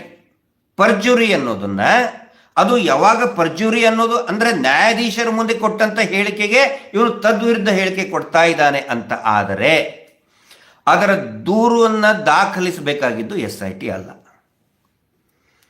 ನ್ಯಾಯಾಧೀಶರು ದೂರನ್ನು ಪರಿಗಣನೆ ಮಾಡಬೇಕು. ಅದರ ಅರ್ಥ ಏನು? ಟೇಕಿಂಗ್ ಕಾಗ್ನೈಸಸ್ ಅಂತಾರೆ ಅದಕ್ಕೆ ಕಾನೂನಿನ ಭಾಷೆಯಲ್ಲಿ. ಟೇಕಿಂಗ್ ಕಾಗ್ನೈಸಸ್ ಅಂದರೆ ಆರೋಪವನ್ನು ಪರಿಗಣನೆಗೆ ತೆಗೆದುಕೊಳ್ಳುವಂಥದ್ದಕ್ಕೆ ಟೇಕಿಂಗ್ ಕಾಗ್ನೈಸನ್ಸ್ ಅಂತಾರೆ. ಕಾಗ್ನೈಸನ್ಸ್, ಆ ಕಾಗ್ನೈಸನ್ಸನ್ನು ಪೊಲೀಸರು ತಗೊಳಕ್ಕೆ ಬರೋದಿಲ್ಲ. ಸೇಮ್ ಯಾವ ರೀತಿ ಈ ಸಿವಿಲ್ ಮ್ಯಾಟ್ರ್, ಆಸ್ತಿ ವಿವಾದದಲ್ಲಿ ಜಗಳ ಆಗ್ತಾ ಇರ್ತದೆ, ಅಕ್ಕಪಕ್ಕ ಮನೆಯವ್ರಿಗೂ ಅಕ್ಕಪಕ್ಕ ಹೊಲದವ್ರಿಗೂ ಅಥವಾ ಒಂದೇ ಮನೆಯಲ್ಲಿ ಸಿವಿಲ್ ವ್ಯಾಜ್ಯಗಳಿರ್ತದೆ. ಸಿವಿಲ್ ವ್ಯಾಜ್ಯಗಳನ್ನು ಪೊಲೀಸರು ದೂರು ದಾಖಲೆ ಮಾಡೋದಕ್ಕೆ ಬರೋದಿಲ್ಲ. ಎಲ್ಲವನ್ನು ಕೂಡ ಪೊಲೀಸರು ದೂರು ದಾಖಲೆ ಮಾಡೋಕ್ಕೆ ಬರೋದಿಲ್ಲ. ಯಾವಾಗ ಒಬ್ಬ ವ್ಯಕ್ತಿ ನ್ಯಾಯಾಧೀಶರ ಮುಂದೆ ಹೇಳಿದ್ದನ್ನೇ ನಾನು ನ್ಯಾಯಾಧೀಶರ ಮುಂದೆನೇ ಸುಳ್ಳು ಹೇಳಿದೆ ಅಂದ ಮೇಲೆ ನ್ಯಾಯಾಧೀಶರೇ ಅದನ್ನು ಕಾಗ್ನೈಸೆನ್ಸ್ ತಗೋಬೇಕು ಹೊರತು ಪೊಲೀಸರಾಗಲಿ SIT ಆಗಲಿ ಅಲ್ಲ. ಪೊಲೀಸರಂದ್ರೆ ಇಲ್ಲಿ SITನೇ ತಗೊಳಕ್ಕೆ ಬರೋದಿಲ್ಲ. ಯಾಕಂತ ಹೇಳಿದರೆ ಅವನು ಮೊದಲು ಹೇಳಿದಾಗ ಅವನು ಸಾಕ್ಷಿದಾರ ಇದ್ದ, ದೂರುದಾರ ಇದ್ದ, ಅವನ ಕಂಪ್ಲೇನೆಂಟ್ ಇದ್ದ. ಆದರೆ ಅವನು ಆರೋಪ ನಾನು ಮಾಡೇ ಇಲ್ಲ, ಯಾರೋ ನನಗೆ ಹೇಳಿಸಿದ್ದಾರೆ, ಯಾರೋ ಹೇಳಿದಕ್ಕೆ ನಾನು ಮಾಡಿದೆ ಅಂತ ಹೇಳಬೇಕಾದ್ರೆ ಅವನು ಆರೋಪಿಯಾಗಿದ್ದ. ಅವನು ಭಯದ ವಾತಾವರಣದಲ್ಲಿ ಇದ್ದ. ಅವನು ಮೊದಲನೇ ಹೇಳಿಕೆ ಕೊಡ್ಬೇಕಾದ್ರೆ ಅವನು ಯಾವ ಭಯನೂ ಇದ್ದಿದ್ದಿಲ್ಲ, ನಿರಾತಂಕವಾಗಿ ಇದ್ದ, ನಿರಮ್ಮಳವಾಗಿ ಇದ್ದ. ಆದರೆ ಎರಡನೇ ಹೇಳಿಕೆ ಆಫ್ಟರ್ ಲಾಂಗ್ 2.5 months, ಸೆಪ್ಟೆಂಬರ್ 23, 25, 27 ಹೇಳಿದಾಗ ಅವನು ಜೈಲಲ್ಲಿದ್ದ, ಸುತ್ತಲೂ ಪೊಲೀಸರು ಹೊರದಿದ್ರು. ಆವಾಗ ಅವನಿಗೆ ಯಾವ ಭಯ ಕಾಡ್ತು, ಯಾವ ಭಯದಿಂದ ಹೇಳಿದ, ಅದು ಕೂಡ it's a matter of discussion. ಪರಿಶೀಲನೆಗೆ ಒಳಗೆ ಮಾಡಬೇಕು, ಅವನ್ನ ಅದರ ಬಗ್ಗೆ ತನಿಖೆ ಆಗಬೇಕು. ಈ 2.5 ತಿಂಗಳಲ್ಲಿ ಅವನಿಗೆ ಯಾರು ಭಯ ಹಾಕಿದ್ರು? SITಯಲ್ಲಿ ಇರ್ತಕ್ಕಂಥ ಅಧಿಕಾರಿಗಳೇನಾದರೂ ಭಯ ಹಾಕಿದರೆ ಅದ್ರ ಬಗ್ಗೆ ಆಲ್ರೆಡಿ ಒಂದು ರಿಪೋರ್ಟ್ ಆಗಿದೆ. ಒಂದು ರಿಪೋರ್ಟ್ ಅಡ್ವೊಕೇಟ್ ಅವರು ಕೂಡ ರಿಪೋರ್ಟ್ ಹೇಳಿದ್ದಾರೆ, ಗಮನಕ್ಕೆ ತೊಗೊಂಡು ಬಂದಿದ್ದಾರೆ. ಅಲ್ಲಿರ್ತಕ್ಕಂಥ ಇಬ್ಬರು ಅಧಿಕಾರಿಗಳು ಅವನಿಗೆ ಹೆದರಿಸಿ ಹೇಳಿದರು ಅಂತ ಹೇಳಿದ್ದಾರೆ. ಅದು ಕೂಡ ಉಲ್ಲೇಖ ಇರಬೇಕಾಗತ್ತೆ. ಅಕಸ್ಮಾತ್ ಇಲ್ಲ ಅಂತ ಹೇಳಿದ್ರೆ ಫರ್ದರ್ ಇನ್ವೆಸ್ಟಿಗೇಷನ್ನಲ್ಲಿ ಅವನು ಯಾಕೆ ಉಲ್ಟಾ ಹೊಡೆದ, ಯಾರು ಅವನ ಮನೆಗೆ ಹೋಗಿದ್ರು, ಯಾರು ಅವನ ಪರಿವಾರಕ್ಕೆ ಹೆದರಿಸಿದ್ರು, ಅದೆಲ್ಲ ಆಗಬೇಕು. ಇದೇನೋ ಟಿ ವಿ ಚಾನಲ್ನಲ್ಲಿ ಮುಂದೆ ಹೇಳ್ತೀನಿ, ಇವರು ಟಿ ವಿ ಚಾನಲ್ ಮುಂದೆ ಹೇಳಿದ್ದ ತನಿಖೆ ಅಲ್ಲ, ಮೀಡಿಯಾ ಟ್ರಯಲ್ ಅಂತ ಹೇಳ್ತಾರೆ. ಅದರ ಬಗ್ಗೆನೂ ಕೂಡ ನಾವು ಗೊತ್ತಾಗುತ್ತೆ ಮುಂದೆ ಬರುವ. ನಾನು ಈಗ ಸುಮ್ಮನೆ ಅರಿತಾ ಇದ್ದೇನೆ, ಈಗೇನು ಮಾತಾಡಲ್ಲ. ಯಾರ್ಯಾರು ಅವನಿಗೆ ಉಲ್ಟಾ ಹೊಡಿಸಿದ್ರು, ಯಾರು ಭಯ ಹಾಕಿದ್ರು, ಯಾರು ಅವನು ಊರಿಗೆ ಹೋಗಿದ್ರು, ಯಾವ ಯೋಜನೆ, ಅಭಿವೃದ್ಧಿ ಯೋಜನೆಯ ಮುಖಾಂತರ ಅವನು ಹೋಗಿ ಉಲ್ಟಾ ಹೊಡ್ಸಕ್ಕೆ ಹೇಳಿದ್ರು, ಅವನ ಹೆಂಡತಿಗೆ ಹೆದರಿಸಿದ್ರು, ಜೈಲಿಗೆ ಹೋಗಿ ಯಾರು ಹೆದರಿಸಿದ್ರು, SIT ಒಳಗೆ ಯಾರು ಹೆದರಿಸಿದ್ರು, ಅವೆಲ್ಲವೂ ಬರಬೇಕು. ಅದು ಕೂಡ ತನಿಖೆಯ ಒಂದು ಭಾಗವೇ. ಇದು 3ನೇ ಅಂಶದಲ್ಲಿ ಬರ್ತದೆ. ಆನಂತರ ಹೇಳಿಕೆಗಳು. ಈಗ ಅವನು ಹೇಳಿಕೆ ಕೊಟ್ಟ, ಚಿನ್ನಯ್ಯ, ಎಲ್ಲರೂ ಹೇಳ್ತಾರೆ ಚಿನ್ನಯ್ಯ ಅದನ್ನ ಹೇಳಿದಂತೆ, ಇದನ್ನ ಹೇಳಿದಂತೆ, ಅದನ್ನ ಹೇಳಿದಂತೆ ಅಂತೇಳಿ. ನಾವು ಕೂಡ ಹೇಳಿಕೆ ಕೊಟ್ಟಿದ್ದೀವಿ, ಅದು ಕೂಡ ಇದೆ ಇದರಲ್ಲಿ. ಗಿರೀಶ್ ಮಟ್ಟಣ್ಣವ್ರು ಏನು ಹೇಳಿಕೆ ಕೊಟ್ಟ, ಜಯಂತ್ರಿ ಏನು ಹೇಳಿಕೆ ಕೊಟ್ಟರು, ವಿಠ್ಠಲ್ ಗೌಡ್ರು ಏನು ಹೇಳಿಕೆ ಕೊಟ್ಟರು, ಇನ್ನು ಸುಮಾರು ಕನಿಷ್ಠ ಒಂದು 50-60 ಜನರದ್ದು ಹೇಳಿಕೆ ಇದೆಯಪ್ಪ. ಅದೆಲ್ಲ ಇದೆ, ಅದೆಲ್ಲ ಇರ್ತದೆ ಅದರಲ್ಲಿ. ಬರೀ 4,000 ಪುಟ ಇವ್ರು ಹೇಳೋದೇನಂತ ಹೇಳಿದ್ರೆ ಸಂಚು ಮಾಡಿದ್ರು, ಸಂಚಿನ ಭಾಗವಾಗಿ ಷಡ್ಯಂತ್ರದಲ್ಲಿ ಇವ್ರ ಜನನ್ನ ಆರೋಪಿ ಮಾಡಿದ್ರು. ಇದುವರೆಗೂ ನಮ್ಮನ್ನ ಆರೋಪಿ ಅಂತ ಮಾಡಿಲ್ಲ. ಯಾಕಂತ ಹೇಳಿದ್ರೆ ಅದು ಇಟ್ಸ್ ಅ ರಿಪೋರ್ಟ್, ಅದು ಇಷ್ಟೇ. ಇವ್ರು ಹಿಂಗೆ ಹೇಳಿಕೆ ಕೊಟ್ಟರು, ಇವ್ರು ಹಿಂಗೆ ಹೇಳಿಕೆ ಕೊಟ್ಟರು. ಚಿನ್ನಯ್ಯ ಹಿಂಗೆ ಹೇಳಿದ, ಇವ್ರು ಹಿಂಗೆ ಹೇಳಿದರು. ತನಿಖೆ ವಿಚಾರದಲ್ಲಿ ಇವರು ಇಷ್ಟು ಜನ, 5-6 ಜನ, 10 ಜನನೋ, 20 ಜನನೋ, 30 ಜನನೋ ಈ ಥರ ಹೇಳಿಕೆ ಕೊಟ್ಟರು. ಒಂದು ಹಂತದಲ್ಲಿ ನಮಗೆ ಗೊತ್ತಿರೋ ಪ್ರಕಾರ SITನೇ ಮೊದಲನೇ ದಿನಾನೇ ಅವನು ಹೇಳೋದು, ಯಾವಾಗ ಜೈಲಿನಲ್ಲಿ ಇದ್ದಾಗ ತನಿಖೆ ಮಾಡ್ಬೇಕಾದ್ರೆ ಅವನು ಹೇಳೋದು. ಆನಂತರ ಮ್ಯಾಜಿಸ್ಟ್ರೇಟ್ ಮುಂದೆ ಹೇಳಿದಾನಂತವನು, SIT ಅವ್ರು ನಾನು ಮೊದಲೇ ದಿನಾನೇ ಹೇಳಿಬಿಟ್ಟಿದ್ದೆ, ನಾನು ಹೂತು ಹಾಕೇ ಇಲ್ಲ ಅಂತ ಮೊದಲೇ ದಿನಾನೇ ನಾನು SITಗೆ ಹೇಳಿಬಿಟ್ಟಿದ್ದೆ, ಆದರೂ ನಾನು ಕರ್ಕೊಂಡು ಹೋಗ್ತಾ ಇದ್ರು. ಎಲ್ಲ ನೋಡಿದಿರಿ, ಇಡೀ ಜಗತ್ತು ನೋಡಿದೆ, ದೇಶ ರಾಜ್ಯ ಪ್ರತಿಯೊಂದು ನೋಡಿದೆ. ಅವನೇ ಕರ್ಕೊಂಡು ಹೋಗ್ತಾ ಇದ್ದ. ಅವನ ಹಿಂದಿಂದೆ SIT ಅಧಿಕಾರಿಗಳು, ಸೋಕೋ ಟೀಮು ಎಲ್ಲರೂ ಹೋಗ್ತಾ ಇದ್ರು, ಅಗಿತಾ ಇದ್ರು. ಅಂದರೆ ಅವನು ಹೇಳಿದ ಸುಳ್ಳಂತಾನೆ. ಇದೆಲ್ಲವೂ ಕೂಡ ಇನ್ವೆಸ್ಟಿಗೇಷನ್ ಆಗಬೇಕು. ಅದರ ಒಂದು ವರದಿ ನಿನ್ನೆ ಕೊಟ್ಟಿದ್ದು. SIT ನಾನು ಒಂದೇ ದಿನಾನೇ ಹೇಳಿಬಿಟ್ಟಿದ್ದೆ, ನಾನು ಇಲ್ಲವೇ ಇಲ್ಲ, ನಾನು ಸುಳ್ಳು ಅಂತ ಹೇಳಿಕೊಂಡು. ಇದರ ಅರ್ಥ ಭಾಳ ಸ್ಪಷ್ಟವಾಗುತ್ತೆ. ಅವನೊಂದು ಭಯದಲ್ಲಿ ಬಂದುಬಿಟ್ಟ. ಅವನು ನಾನು ಅರೆಸ್ಟ್ ಆಗ್ತೀನಿ ಅನ್ನೋ ಒಂದು ಭಯದಲ್ಲಿ. ಸೊ ಅದಕ್ಕೆ ಕಾರಣಗಳು ಏನೇನು ಅನ್ನೋದು ಹುಡುಕಬೇಕಲ್ಲ. ನಾನು ಹೇಳಿದ್ದು ಕೂಡ ಏನೊಂದು ಸತ್ಯ ಅಂತ ತಿಳ್ಕೊಳ್ಳೋದು, ನಾನು ಸತ್ಯವನ್ನು ಹೇಳುತ್ತಿದ್ದೇನಂತಲ್ಲ. Everything is subject to investigation, further investigation. ಅದು ಆಗಬೇಕು. ನಿಜವಾದ ಷಡ್ಯಂತ್ರ ಏನು ಅನ್ನೋದು ತಿಳ್ಕೋಬೇಕು. ಇದು 4ನೇ ಭಾಗ ಆಗುತ್ತೆ. ಎಲ್ಲರದ್ದು ಕೂಡ ಅನಂತರ ಅನೆಕ್ಷರ್ಸ್ ಇರ್ತದೆ, ಸ್ಟೇಟ್ಮೆಂಟ್ಗಳ ಬಗ್ಗೆ ಇರ್ತದೆ, ಪಂಚನಾಮೆ ಆಗಿರೋದು ಅವ್ರದ್ದು ಸ್ಟೇಟ್ಮೆಂಟ್ ಇರ್ತದೆ, ಪಂಚರ್ ಸ್ಟೇಟ್ಮೆಂಟ್ ಇರ್ತದೆ. ಇದು 5ನೇ ಭಾಗ. 4,000 ಪುಟದ್ದು ಚಾರ್ಜ್ ಶೀಟ್ ಕೊಟ್ರಂತೆ. 4,000 ಪುಟ ಏನೋ ನಮ್ಮ ಜೀವನ ಚರಿತ್ರೆ ಬರೆದಿದ್ದಾರ. ನಮ್ಮ ಜೀವನ ಚರಿತ್ರೆ ಬರೆದ್ರೆ 1,000 ಪುಟ ಆಗಲ್ಲ. ನನ್ನ ಜೀವನ ಚರಿತ್ರೆ ಎಲ್ಲರದು ಸೇರಿ ಬರೆದ್ರೆ 4,000 ಪುಟ ಆಗಲ್ಲ. ಷಡ್ಯಂತ್ರದ ಚಾರ್ಜ್ ಶೀಟ್ ಮೊದಲು ಹಾಕೋದು ನೋಡಿ. ಕ್ರಿಮಿನಲ್ ಜಸ್ಟಿಸ್ ಸಿಸ್ಟಮ್ನಲ್ಲಿ ಫಸ್ಟು ಅರ್ಥ ಮಾಡ್ಕೊಳ್ಳಿ ಇದನ್ನ. ಟಿ ವಿ ಚಾನಲ್ ಆ್ಯಂಕರ್ಗೂ ನಿಮ್ಗೆ ಗೊತ್ತಿಲ್ಲ ಅಂತಂದ್ರೆ ಕೇಳಿ ತಿಳ್ಕೊಳ್ಳಿ. ನಾಲೆಜ್ ಎಲ್ಲರಿಗೂ ನಾಲೆಜ್ ಎಲ್ಲರೂ ಪ್ರಕಾಂಡ ಪಂಡಿತರು ಇರಲ್ಲ. ಗೊತ್ತಿಲ್ಲದನ್ನು ಕೇಳಿ ತಿಳ್ಕೊಳ್ಳಿ. ತೊಗೊಂಡ ಮೇಲೆ ವಿಶ್ಲೇಷಣೆ ಮಾಡಿ. ಫಸ್ಟು FIR ಆಗುತ್ತೆ, ಅದಾದಮೇಲೆ ಇನ್ವೆಸ್ಟಿಗೇಷನ್ ಆಗುತ್ತೆ, ಅದಾದಮೇಲೆ ಚಾರ್ಜ್ ಶೀಟ್ ಆಗುತ್ತೆ. ಇದೇನು ನಾನು ಪಾಯಿಂಟ್ಸ್ ಹೇಳಿದ್ನಲ್ಲ, ನಿನ್ನೆ ಇವರು ಏನು ದೂರಿನ ವರದಿ ಕೊಟ್ಟಿದ್ದಾರೆ, ಆ ವರದಿ that is in the form of PCR ಆಗಿ ಕನ್ವರ್ಟ್ ಆಗುತ್ತೆ, ಪ್ರೈವೇಟ್ ಕಂಪ್ಲೇಂಟ್ ರಿಜಿಸ್ಟರ್. ಯಾಕಂತ ಹೇಳಿದರೆ, ನಾನು ಹೇಳಿದ್ನಲ್ಲ, ಇದರದ್ದು ಕಾಗ್ನೈಸನ್ಸನ್ನು ಪೊಲೀಸರು ತೊಗೊಳಕ್ಕೆ ಬರೋದಿಲ್ಲ. ತೊಗೋಬೇಕು ಯಾರು? ಮ್ಯಾಜಿಸ್ಟ್ರೇಟ್ ತೊಗೋಬೇಕು. ಮ್ಯಾಜಿಸ್ಟ್ರೇಟ್ ತೊಗೋಬೇಕಂದ್ರೆ ದೂರು ಕೊಡಬೇಕಲ್ಲ. ಈಗ ಅನೇಕ ಪ್ರಕರಣಗಳಲ್ಲಿ ನಾವು ದೂರು ಕೊಡ್ತೇವೆ ಪೊಲೀಸರಿಗೆ, ನೋಡಿ ಈ ಥರ ಆಗಿದೆ ಅಂತೇಳಿ. ಪೊಲೀಸರು ಏನು ಹೇಳ್ತಾರೆ, ನೋಡ್ರಿ ನಮಗೆ ಇದು ತೊಗೊಳಕ್ಕೆ ಬರೋದಿಲ್ಲ, ಪೊಲೀಸರಿಗೆ ಅಧಿಕಾರ ಇಲ್ಲ. ಸಿವಿಲ್ ವ್ಯಾಜ್ಯ ಇರ್ಬೋದು ಅಥವಾ ಮಾನಹಾನಿ ಪ್ರಕರಣ ಇರ್ಬೋದು, ನಮಗೆ ತೊಗೊಳಕ್ಕೆ ಬರೋದಿಲ್ಲ, ನೀವು ಕೋರ್ಟಿಗೆ ಹಾಕ್ರಿ, ಅರ್ಜಿ ಹಾಕ್ರಿ, ಕೋರ್ಟಿಗೆ ಕಂಪ್ಲೇಂಟ್ ಕೊಡಿ. ಅದು PCR, ಪ್ರೈವೇಟ್ ಕಂಪ್ಲೇಂಟ್ ರಿಜಿಸ್ಟರ್ ಅಂತಾರೆ. ಹೀಗಾಗಿ ಕಂಪ್ಲೇಂಟ್ ರಿಜಿಸ್ಟರ್ ಅಂದರೆ ಇವರು SIT ಅವರು ಕೂಡ ಈಗ ಆಯ್ತಪ್ಪ ನಮಗೆ ಕೇಸ್ ರಿಜಿಸ್ಟರ್ ಮಾಡೋಕ್ಕೆ ಬರೋದಿಲ್ಲ, ಅದಕ್ಕೆ ಏನು ಮಾಡಿದ್ದಾರೆ, ಮ್ಯಾಜಿಸ್ಟ್ರೇಟ್ ಗಮನಕ್ಕೆ ತೊಗೊಂಡು ಬಂದಿದ್ದಾರೆ. 4,000 ಪುಟವನ್ನು ಮ್ಯಾಜಿಸ್ಟ್ರೇಟ್ ಗಮನಕ್ಕೆ ತೊಗೊಂಡಿದ್ದಾರೆ. ಇನ್ನು ಅವರು ಓದಬೇಕು ಇದನ್ನು. ಅವರು ಓದಿ ಇದರದ್ದು ಪರಿಶೀಲನೆ ಮಾಡ್ತಾರೆ, ಪ್ರೊಸೀಜರ್ಸ್ ಏನೇನಿದೆ ಸ್ಟಡಿ ಮಾಡ್ತಾರೆ, ಯಾವುದು ಕೇಸ್ ಹಾಕ್ಬೋದು, ಯಾವುದು ಕೇಸ್ ಹಾಕಬಾರ್ದು, ಯಾವುದು ಆರೋಪ ಅಲ್ಲ. ಅದಾದ ಮೇಲೆ that PCR will be converted into FIR. ಆವಾಗ ಫಸ್ಟ್ ಇನ್ಫಾರ್ಮೇಷನ್ ರಿಪೋರ್ಟ್ ಆಗಿ ಅದರಲ್ಲಿ ಯಾರ್ಯಾರು ಏನೇನಾದ್ರು ಇದ್ದರೆ ಅವರು ಹೌದು ಈ ಥರ ಮಾಡ್ಬೋದು, ಆಗ್ಬೋದು ಅಂತ ನಿರ್ದೇಶನಗಳನ್ನು ಪೊಲೀಸ್ ಠಾಣೆ ಅಂದರೆ SITಗೆ ನಿರ್ದೇಶನಗಳನ್ನು ಕೊಡ್ತಾರೆ. ಅದಾದ ಮೇಲೆ ಚಾರ್ಜ್ ಶೀಟ್ ಹಾಕೋದು. ಗೊತ್ತಾಯ್ತಾ? ಫಸ್ಟ್ ಯಾವತ್ತಿಗೂ ಕೂಡ ಚಾರ್ಜ್ ಶೀಟ್ ಹಾಕಲ್ಲ ರೀ, ಇನ್ನೂ FIRನೇ ಆಗಿಲ್ಲ, ಇನ್ನು ಚಾರ್ಜ್ ಶೀಟ್ ಹೆಂಗ್ರಿ ಹಾಕ್ತಾರೆ? ನಮ್ಮ ಮೇಲೆ ಷಡ್ಯಂತ್ರ ಅಂತಿರಲ್ಲ, ಇನ್ನೂ FIRನೇ ಆಗಿಲ್ಲ. FIRನೇ ಆಗಿಲ್ಲ ಅಂದ್ರೆ ಚಾರ್ಜ್ ಶೀಟ್ ಹೆಂಗೆ ಹಾಕ್ತಾರೆ? ಸುಳ್ಳು ವರದಿಗಳನ್ನು ದಯವಿಟ್ಟು ಮಾಡೋದಕ್ಕೊಂದು ಇತಿಮಿತಿ ಇರ್ತದೆ, ಅರ್ಥ ಮಾಡ್ಕೊಳ್ಳಿ. TV ಚಾನಲ್ಗಳೇ, ಸುಳ್ಳು ಪೇಜರ್ಗಳೇ, ನೀವೇನೋ ದುಡ್ಡು ವಸೂಲಿ ಮಾಡಬೇಕು, ದಂಧೆ ಮಾಡಬೇಕು ಅಂತ ಹೇಳಿ ಜನರ ದಾರಿ ತಪ್ಪಿಸಬೇಡಿ. ಆರೋಪ ಮಾಡಿದರೆ ಅದನ್ನು ನಾವು ಎದುರಿಸ್ತೇವೆ, ನೋಡ್ತೀವಿ, ಅದಕ್ಕೂ ನಮಗೂ ಕೂಡ ಅವಕಾಶ ಇದೆ. ಆ ಪೊಲೀಸರ ಆರೋಪ ಮಾಡಿದ ತಕ್ಷಣನೇ ಎಲ್ಲ ಅದು ಸತ್ಯ ಆಗೋದಿಲ್ಲ.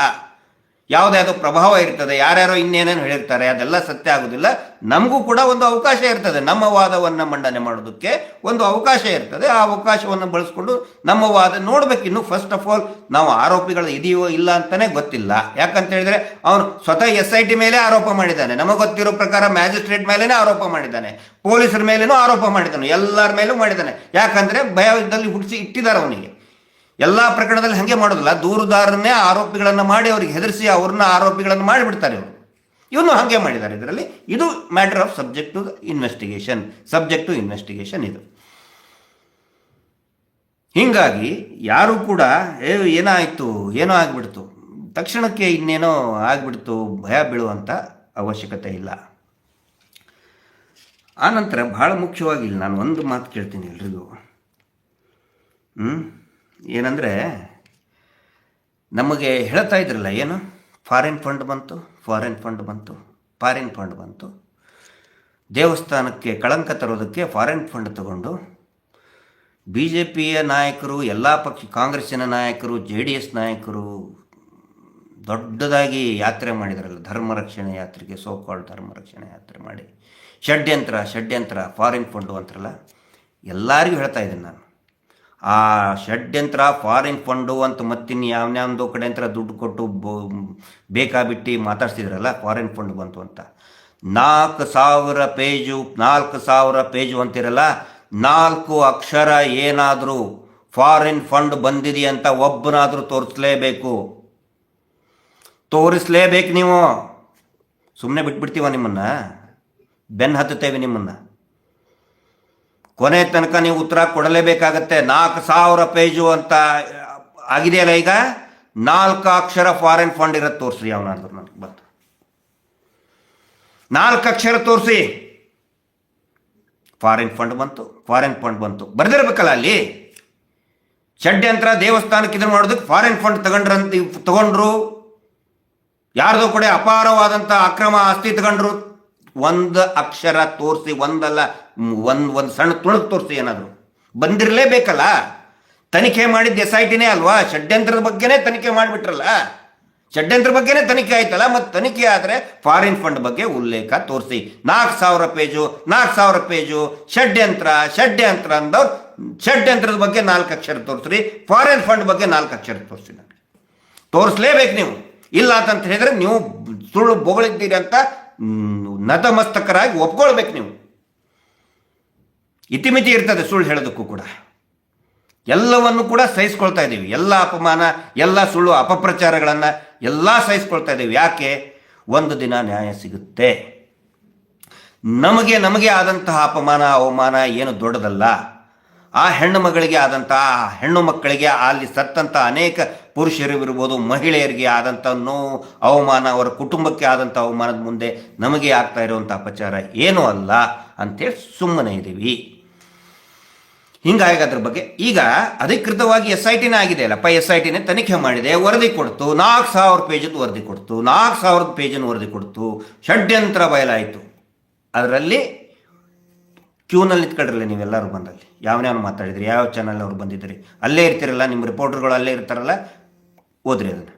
ಕ್ಯೂನಲ್ಲಿ ನಿಂತ್ಕೊಂಡು ವರದಿ ಕೊಡ್ತಾರೆ. ಈಗ ಅದನ್ನು ಹಾಕ್ರಿ, ಸರ್ಟಿಫೈಡ್ ಕಾಪಿ ಹಾಕಿ ಬೆಳ್ತಂಗಡಿಗೆ ಹಾಕಿ ಹುಡುಕ್ರಿ 4,000 ಪೇಜಲ್ಲಿ ಎಲ್ಲಿ ಫಾರಿನ್ ಫಂಡ್ ಇದೆ ಅದನ್ನು ನನಗೆ ತೋರಿಸಲೇಬೇಕು. ಅಲ್ಲಿವರೆಗೆ ನಾನು ಸುಮ್ಮನೆ ಬಿಡಲ್ಲ. ನೀವು ಹೇಳಿ ಹೋಗ್ಬಿಡ್ತೀರ. ಹಂಗೆ ದಿನ ಒಬ್ಬೊಬ್ಬನ ತಂದು ಕುಂದಿರ್ತೀರಿ, ಇನ್ಯಾರನ್ನ ತಂದು ಕೂರಿಸ್ತೀರಿ, ಸುಳ್ಳು ಹೇಳಿಸ್ತೀರಿ. ಅಲ್ಲಿ ಸುಳ್ಳು ಹೇಳಿಸಿ ಕಳಿಸ್ಬಿಡೋದು, ಅವ್ರಿಗೆ ಎಷ್ಟೆಷ್ಟು ಕೊಟ್ಟು ಕಳಿಸ್ಬಿಡೋದು ಅವ್ರನ್ನ. ನಾವು ಹಾಗೆ ಸುಮ್ಮನೆ ಬಿಡಲ್ಲ. ಇವತ್ತು ಮಾತಾಡಿ ನಾವು ನಾಳೆ ಮರೆಯೋದಿಲ್ಲ. ನೀವು ಮಾತಾಡಿದ್ದನ್ನ ಕೊನೆ ತನಕನೂ ಕೂಡ ನಾವು ನೆನಪಿಟ್ಕೊತೀವಿ. ತೋರಿಸ್ಬೇಕು ಫಾರಿನ್ ಫಂಡ್ ಎಲ್ಲಿ ಅಂತ. SIT ಕುರಿತಾಗಿ ಈಗ ಒಂದು ಚರ್ಚೆ ಪ್ರಾರಂಭ ಆಗಿದೆ. SITಯ ನಂಬಿಕೆಯ ಬಗ್ಗೆ ಚರ್ಚೆಯ ವಿಷಯ ಇದು. ಯಾವುದು ಭಿನ್ನಾಭಿಪ್ರಾಯ ಅಥವಾ ಜಗಳ ಆಗಲಿ ಅಥವಾ ಏನೂ ಅಲ್ಲ. ಅನೇಕ ಜನರು, ಕೆಲವೊಬ್ರು ಹೇಳ್ತಾ ಇದ್ದಾರೆ ನನಗೆ SIT ಬಗ್ಗೆ ನಂಬಿಕೆ ಇದೆ ಅಂತ, ಕೆಲವೊಬ್ರು ಹೇಳ್ತಾರೆ. ಅನೇಕ ಜನರು 90% ಜನ ಏನು ಹೇಳ್ತಾ ಇದ್ದಾರೆ, ನಮಗೆ SIT ಮೇಲೆ ನಂಬಿಕೆ ಇಲ್ಲ ಅಂತ ಹೇಳ್ತಾ ಇದ್ದಾರೆ. ಒಂದು ಡಿಬೇಟ್ ಚರ್ಚೆ ಆಗಿದೆ. ಆಮೇಲೆ ಯೂಟ್ಯೂಬರ್ಗಳು ಕೂಡ ಬೇಕಾದ್ರೆ ಇದ್ರ ಬಗ್ಗೆ ನೀವು ಒಂದು ಯೂಟ್ಯೂಬರ್ಗಳಾಗಲಿ ಮಾಧ್ಯಮಗಳಾಗಲಿ ಇದ್ರ ಬಗ್ಗೆ ಒಂದು ಅಭಿಪ್ರಾಯ ಸಂಗ್ರಹ ಮಾಡಿ. ಜನಸಾಮಾನ್ಯರ ಅಭಿಪ್ರಾಯ ಏನಿದೆ, ನಿಮಗೆ SIT ಬಗ್ಗೆ ನಂಬಿಕೆ ಇದೆಯೋ ಇಲ್ಲೋ ಅಂಥೇಳಿ. ನನ್ನ ಒಂದು ಇದರ ಪ್ರಕಾರ 90% ಜನ ನಮಗೆ SIT ಬಗ್ಗೆ ನಂಬಿಕೆ ಇಲ್ಲ ಅಂತ ಹೇಳ್ತಾ ಇದ್ದಾರೆ. ನನ್ನ ಅಭಿಪ್ರಾಯನೂ ಕೂಡ ನೀವು ಕೇಳ್ಬೋದು, ನಾನು ಕೂಡ ಹೇಳಬೇಕಾಗುತ್ತೆ. 90% SIT ಬಗ್ಗೆ ನಮಗೆ ನಂಬಿಕೆ ಇಲ್ಲ ಅಂತ ಹೇಳಿದರೆ, ನಾನು ಹೇಳ್ತಾ ಇರೋದು ಈ ಕ್ಷಣದಲ್ಲಿ ಕೂಡ ನಾನು ಹೇಳ್ತಾ ಇದ್ದೇನೆ, ನನಗೆ SIT ಮೇಲೆ ಸಂಪೂರ್ಣ ನಂಬಿಕೆ ಇದೆ. ಈ ಮಾತು ನಿಂತರ ನಾನು ಟೀಕೆಗೆ ಗುರಿಯಾಗಿದ್ದೇನೆ. ಅನೇಕ ಜನ ನನಗೆ ಟೀಕೆ, ಏನ್ರಿ ನೀವು ಯಾಕೆ ಅದನ್ನು ಸಪೋರ್ಟ್ ಮಾಡ್ತೀರಿ, ನಿಮ್ಮನ್ನೇ ಆರೋಪಿ ಮಾಡೋಕ್ಕೆ ಹುಟ್ಟಿದ್ದಾರೆ. ಸೌಜನ್ಯ ಹೋರಾಟಗಾರನೇ ಮಹೇಶ್ ಶೆಟ್ಟರ್ನೇ ಆರೋಪ ಮಾಡ್ತಾ ಇದ್ದಾರೆ. ಜಯಂತ್ರನ ಬಗ್ಗೆ ಹಂಗೆ ಮಾಡಿದರು, ಕರೆಕ್ಟು. ಅದು ಮಾಡಿದ್ದಕ್ಕೆ ನನಗೆ ವಿರೋಧ ಇದೆ. ಜಯಂತ್ರವರು ಮಾಡಿದ್ದಕ್ಕೆ ತೀರಾ ಕೆಟ್ಟದಾಗಿ ನಡ್ಕೊಂಡಂಥ ಒಂದು 2-3 ಜನ ಏನು ಅಧಿಕಾರಿಗಳು ಮಾಡಿದ್ದಾರೆ, ನಂದು ವಿರೋಧ ಇದೆ. ಆದರೆ ಇದು ನಂದು ವೈಯಕ್ತಿಕ ಅಭಿಪ್ರಾಯ. ಬರೀ 10% ನಂಬಿಕೆ ಇದೆ ಅಂತ ಹೇಳ್ತಾ ಇದ್ದಾರಲ್ಲ, ಆ 10% ನಾನು ಕೂಡ ಇದ್ದೀನಿ. ಯಾಕಂತ ಹೇಳಿದರೆ, ಇದು ನಿನ್ನೆ ಕೊಟ್ಟಂತಹ ವರದಿ ಬರೀ ಒಂದು ಭಾಗ ಮಾತ್ರ, ಇನ್ನೂ ತುಂಬ ಇದೆಯಲ್ಲ. ಈ ಅಸಹಜ ಸಾವಿನ ಬಗ್ಗೆ ಕಳೆದ 40-50 ವರ್ಷಗಳಿಂದ ಅದರ ಬಗ್ಗೆ ಆಂದೋಲನಗಳಾಗಿದೆ, ಚರ್ಚೆ ಆಗಿದೆ. ಉಗ್ರಪ್ಪ ವರದಿ ಕೊಟ್ಟಿದ್ದಾರೆ. ಅದರ ಹಿಂದೆನೂ ಕೂಡ ದಿವಂಗತ ರಾಮಕೃಷ್ಣ ಹೆಗಡೆ ಅವರು ಆವಾಗ ಮುಖ್ಯಮಂತ್ರಿ ಇದ್ದಾಗಲೂ ಕೂಡ ವಿಧಾನಸಭೆಯಲ್ಲಿ ಚರ್ಚೆ ಆಗಿದೆ. ಅನೇಕ ಈ ಥರ ಕೊಲೆಗಳ ಬಗ್ಗೆ ಚರ್ಚೆಗಳು, ಹೋರಾಟಗಳು, ಅನೇಕ ಬೇರೆ ಬೇರೆ ಸಂಘಟನೆಗಳು, ಪ್ರಗತಿಪರ ಸಂಘಟನೆಗಳು, ವಿದ್ಯಾರ್ಥಿ ಸಂಘಟನೆಗಳು, ಅನೇಕ ಹೋರಾಟಗಳು ನಡೆದಿದೆ. ಹೋರಾಟಗಳು ನಡೆದಂಥವ್ರು ಜೀವನವನ್ನೇ ತ್ಯಾಗ ಮಾಡಿಬಿಟ್ಟಿದ್ದಾರೆ. ಈಗ ನಮ್ಮ ಪ್ರತಿಷ್ಠೆಗೋಸ್ಕರ ನಮ್ಮ ಮೇಲೆ ಏನೋ ಆರೋಪ ಬಂತು ಅಂತ SITನೇ ಸ್ಟಾಪ್ ಮಾಡಿಬಿಡ್ಬೇಕು ಅನ್ನೋದು ನಮ್ಮ ಅಭಿಪ್ರಾಯ ಅಲ್ಲ, ನಂದು ಅಭಿಪ್ರಾಯ ಅಲ್ಲ. ಆಗಲಿ, ಅದನ್ನು ಕೂಡ ತನಿಖೆ ಆಗಲಿ. ಅನೇಕ ಸಂಶಯಾಸ್ಪದ ಸಾವುಗಳ ಬಗ್ಗೆ, ಮಿಸ್ಸಿಂಗ್ ಕಂಪ್ಲೇಂಟ್ ಬಗ್ಗೆ ತನಿಖೆ ಆಗಬೇಕು. ನನ್ನ ಬಗ್ಗೆ ಮಾಡಿದರೆ ನಾನು ರೆಡಿ ಇದ್ದೀನಿ. ನಾನು ಹೋಗ್ತೀನಿ ಕೋರ್ಟಿಗೆ, ಹೋಗಿ 1-4-5 ಸಾರಿ ಕೋರ್ಟಿಗೆ ಹೋಗ್ಬೇಕು, ಹೋಗಿ ಏನು ಉತ್ತರ ಕೊಡಬೇಕು ಕೊಟ್ಟು ಬರ್ತೀನಿ ಇಷ್ಟೇ. ಆದರೆ ನನ್ನ ಪ್ರತಿಷ್ಠೆಗೆ ಏನೋ ಹಾನಿ ಆಗ್ತದೆ ಅಂತ ಹೇಳ್ಕೊಂಡು SITನೇ ನಿಲ್ಲಬೇಕು, ತನಿಖೆನೇ ಆಗಬಾರ್ದು ಅನ್ನೋ ಅಭಿಪ್ರಾಯ ತಪ್ಪು. ಆ ಥರ ಅಭಿಪ್ರಾಯ ನನ್ನದಲ್ಲ. ನಾನು ಈಗಲೇ ಹೇಳ್ತಾ ಇದ್ದೀನಿ. ಬೇಕಾದ್ರೆ ನೀವು ಹೇಳ್ಬೋದು, ನೀವು SIT ಹಾಳು ಮಾಡ್ತಾರೆ, ನಿಮ್ಮ ಜೈಲಿಗೆ ಹೋಗ್ತೀರಿ. ಹೋದರೆ ಆಯ್ತಪ್ಪ, ನೋಡೋಣ. ಈಗ ಏನಂತಂದರೆ ಈ ಗಂಡಸಿನ ಬಗ್ಗೆ ಸ್ವಲ್ಪ ಬೈತಾ ಇರ್ತಾರೆ ಅಥವಾ ಹೆಣ್ಣಿನ ಬಗ್ಗೆ ಬೈತಿರ್ತಾರೆ. ನೋಡಪ್ಪ ಇವನು ಸಿಗರೇಟ್ ಸೇದಿ ಹಾಳಾದ. ಇನ್ನೊಂದಿಷ್ಟು ಜನಕ್ಕೆ ಬೈತಾರೆ ಕುಡಿದು ಹಾಳಾದ ಮಗ, ಚಂತ ಚಲೋ ಇದ್ದ ಕುಡಿದು ಹಾಳಾದ, ಕುಡಿಯೋದು ಚಟ ಕಲಿತ ಹಾಳಾದ. ಇನ್ನೊಂದಿಷ್ಟು ಮಂದಿಗೆ ಆಗ್ತಾರೆ ಈ ಜೂಜಾಟ, ಬೆಟ್ಟಿಂಗ್, ಜೂಜು, ಬಾಜಿಗೆ ದುಡ್ಡು ಕಟ್ಟಿ ಹಾಳಾದ ಅಂತ ಹೇಳ್ತಾರೆ. ಆದರೆ ನನಗೂ ಅಕಸ್ಮಾತ್ ನನ್ನ ಮಾತು ಏನಾದರೂ ನಂಬಿಕೆ ಸುಳ್ಳಾದರೆ ನನಗೇನಂತಾರೆ, ನೋಡಿ SIT ನಂಬಿದ ಹಾಳಾದ ಅಂತಾರೆ. ಆ ಆರೋಪ ಅನ್ನಿಸ್ಕೊಳ್ಳೋದಕ್ಕೆ, ಎದುರಿಸೋದಕ್ಕೆ ನಾನು ತಯಾರಿದ್ದೀನಿ. ಆದರೆ ಅದಕ್ಕಿಂತ ಇದು ಒಳ್ಳೆಯದಲ್ಲ. ಜೂಜು ಕಟ್ಟಿ ಹಾಳಾಗೋದಕ್ಕಿಂತ, ಕುಡಿದು ಹಾಳಾಗೋದಕ್ಕಿಂತ SIT ನಂಬಿ ಹಾಳಾದಪ್ಪ ಮಟ್ಟಣ್ಣವ್ರು, ಗಿರೀಶ್ ಮಟ್ಟಣ್ಣವ್ರು ಅನ್ನಿಸ್ಕೊಳ್ಳೋಕೆ ತಯಾರಿದ್ದೀನಿ ನಾನು. ಆದರೆ ನನಗೆ ನಂಬಿಕೆ ಇದೆ. ನಾವು ನಂಬಿಕೆ ಇಡಬೇಕು. ಒಂದು ಸಂಸ್ಥೆ ಕೆಲಸ ಮಾಡ್ತಾ ಇದೆ ಅಂದಮೇಲೆ ಎಲ್ಲರೂ ಭ್ರಷ್ಟರು, ಎಲ್ಲರೂ ಹೊಲಸು ಅನ್ನೋಕ್ಕಾಗಲ್ಲ. ಅಲ್ಟಿಮೇಟ್ಲಿ ನಮ್ಮ ಸಂವಿಧಾನಿಕ ವ್ಯವಸ್ಥೆಯಲ್ಲಿ ನಾವು ನ್ಯಾಯ ಬೇಕು ಅಂತ ಹೇಳಿದರೆ ಆ ಒಂದು ಜಸ್ಟಿಸ್ ಸಿಸ್ಟಮಿಗೆ ನಾವು ಸರೆಂಡರ್ ಆಗಲೇಬೇಕಾಗತ್ತೆ. ಆ ನ್ಯಾಯದ ಒಂದು ವ್ಯವಸ್ಥೆಗೆ ನಾವು ಶರಣಾಗತಿ ಆಗಲೇಬೇಕು. ನಂಬಿಕೆ, ಒಬ್ಬರು ಏನಾದರೂ ಒಂದು ನಂಬಿಕೆ ಇಡಲೇಬೇಕಾಗತ್ತೆ. ನಾವು ಎಲ್ಲರನ್ನೂ ಡೌಟ್ ಪಡ್ಕೊಂತ ಹೋಗೋಕ್ಕಾಗೋದಿಲ್ಲ. ಅದು ಬೇಡ, ಇದು ಬೇಡ, ಅದು ಬೇಡ, ಇದು ಬೇಡ. ಇಲ್ಲ, ನನಗೆ ವಿಶ್ವಾಸ ಇದೆ. ನಮ್ಮ ಮೇಲೆ ಆರೋಪ ಬರ್ತದೆ, ಬರಲಿ. We are ready to face. ನಾವು ತಪ್ಪೇ ಮಾಡಿಲ್ಲ ಅಂದರೆ ನಾನು ಯಾಕೆ ಹೆದರ್ಕೋಬೇಕು? ನಾವು ಯಾಕೆ ಹೆದರ್ಕೋಬೇಕು? ನಮ್ಗೆ ಗೊತ್ತಿದೆ. We are all very confident. ನಾವೆಲ್ಲ ಸೌಜನ್ಯ ಹೋರಾಟಗಾರರು ಕಾನ್ಫಿಡೆಂಟ್. ಅದಕ್ಕೆ ಹೇಳಿದ್ನಲ್ಲ, 4,000 ಪುಟ ಇವ್ರು ಹೇಳಿದ್ರಲ್ಲ, ಷಡ್ಯಂತ್ರ, ಫಾರಿನ್ ಫಂಡು, 4 ಅಕ್ಷರ ತೋರಿಸ್ರಿ. ಆ ಒಂದು ನೈತಿಕ ತಳಹದಿಯ ಮೇಲೆ ಇವು ಹೋರಾಟ ನಿಂತಿದೆ. ಹೀಗಾಗಿ ನಮ್ಮದು ಪೋರ್ಷನ್ ಮುಗೀತಲ್ಲ. ಈಗ ಏನಿದೆ ಅವರು ತ್ವರಿತಗತಿಯಲ್ಲಿ ಮಾಡಲಿ, ಅವ್ರಿಗೆ ಸಪೋರ್ಟ್ ಮಾಡೋಣ. ವಿನಾಕಾರಣ ಟೀಕೆ ಮಾಡೋದು ಬೇಡ. ನೋಡೋಣ. ಒಂದು ಏನಂತ ಹೇಳಿದರೆ ಪೇಷನ್ಸ್ ಇದ್ದರೆ ನಾವು ವೇಟ್ ಮಾಡೋಣ. ಇನ್ನೂ ವರದಿ ಬಂದಿಲ್ಲ. ಒಂದು ವೇಳೆ ವರದಿ ಬಂದು ಸಂಪೂರ್ಣವಾಗಿ ಚಾರ್ಜ್ ಶೀಟ್ ಹಾಕಿ ತನಿಖೆ ಮುಗಿದು ಆವಾಗ ಏನಾದರೂ ನಾನು SIT ಪರವಾಗಿ ಮಾತಾಡಿದರೆ ನಮ್ಮನ್ನು ಹೊಟ್ಟೆ ತುಂಬ ಬೈರಿ ನನಗೆ ಗಿರೀಶ್ ಮಟ್ಟಣ್ಣವ್ರಿಗೆ, ಇವನಿಗೆ ತಲೆ ಕೆಟ್ಟಿದೆ ಅಂತೇಳಿ. ಇನ್ನೂ ವರದಿನೇ ಬಂದು ಕಂಪ್ಲೀಟ್ ಇನ್ವೆಸ್ಟಿಗೇಷನ್ನೇ ಆಗಿಲ್ಲ. ಇನ್ವೆಸ್ಟಿಗೇಷನ್ನೇ ಮುಗಿದಿಲ್ಲ ಇನ್ನೂ. ಈಗಲೇ ನಾವು ಜಡ್ಜ್ಮೆಂಟ್ ಮಾಡೋದು ಬೇಡ ಅನ್ನೋದು ನನ್ನ ಅಭಿಪ್ರಾಯ. ನೋಡೋಣ ಏನೇನಾಗುತ್ತೆ, ಏನೇನು ಬರ್ತದೆ, ಮುಂದೆ ಏನಿದೆ, ಏನು ಮಾಡ್ತಾರೆ. ಕೂಲಂಕುಷವಾಗಿ ಅವರು ತನಿಖೆ ಮಾಡ್ತಾ ಇದ್ದಾರೆ, ನೋಡೋಣಂತೆ. ಸಡನ್ನಾಗಿ ನಾವೊಂದು ಜಡ್ಜ್ಮೆಂಟ್ ಕೊಡೋದು ಬೇಡ. ಈಗ ಜಡ್ಜ್ಮೆಂಟ್ ಕೊಟ್ಟು ಇನ್ನೇನೋ ಏನೋ ಆಗಿಬಿಡ್ತು ಗೊಂದಲಗಳನ್ನು ಸೃಷ್ಟಿ ಮಾಡ್ಕೊಳ್ಳೋದು ಬೇಡ. ನಮ್ಮದು ಪೋರ್ಷನ್ ಮುಗೀತು. ನಾವು ಕೋರ್ಟಿಗೆ ನಾವು ನೋಡೋಣ ಅಂತವ. ಇನ್ನೂ ಏನು ಗೊತ್ತಿಲ್ಲ, ಏನು ಈಗ ನಾನು ಏನೇ ಮಾತಾಡಿದರೂ ಕೂಡ ಅದು ಭಾಳ ಟೂ ಅರ್ಲಿ ಆಗುತ್ತೆ, ಟೂ ಮಚ್ ಅರ್ಲಿ ಆಗುತ್ತೆ. ನೋಡೋಣ. ನನ್ನ ಪ್ರಕಾರ ನಾವು ಆರೋಪಿಗಳೇ ಅಲ್ಲ, ನಾವು ಯಾವ ತಪ್ಪೇ ಮಾಡಿಲ್ಲ. ನಾವು ನೋಡೋಣ ಅದು ಹೆಂಗೆ ನಮ್ಮನ್ನು ಆರೋಪಿ ಮಾಡ್ತಾರೆ, ನ್ಯಾಯಾಲಯದಲ್ಲಿ ಅದು ಹೆಂಗೆ ನಮ್ಮನ್ನು ಆ್ಯಸ್ ಅಕ್ಯೂಸ್ಡ್ ಅಂತ ಕನ್ಸಿಡರ್ ಮಾಡ್ತಾರೆ. ಯಾರೋ ಒಬ್ಬನು ಸುಳ್ಳು ಹೇಳಿದ, ಯಾರೊಬ್ಬರು ಸುಳ್ಳು ಕಂಪ್ಲೇಂಟ್ ಕೊಟ್ಟ ಅಂತ ಹೇಳಿದ್ರೆ ನಾವ್ಯಾಕೆ ಹೆದರ್ಕೋಬೇಕು? SIT ಅದ್ರ ತನಿಖೆ ಮಾಡಲಿ, ಅದನ್ನು ಮುಂದುವರಿಸಲಿ.